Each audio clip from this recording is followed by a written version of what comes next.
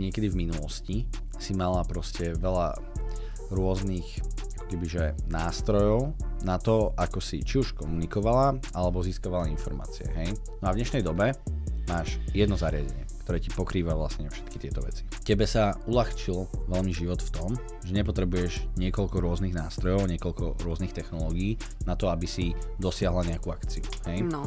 Zároveň, samozrejme, ten element, o ktorom sa bavíme, je, že to zjednodušuje komunikáciu, zrýchľuje ju. Na druhú stranu, to prichádza presne s týmito všetkými akože negatívnymi efektami, ktoré sú jednak akože dané tým, že máš nejako nastavené technológie, sociálne siete, tak tie sú nastavené tak, aby ťa proste držali tú pozornosť, hej?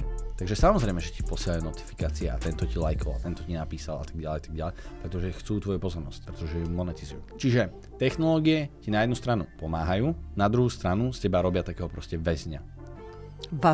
Vazala Obrazovky.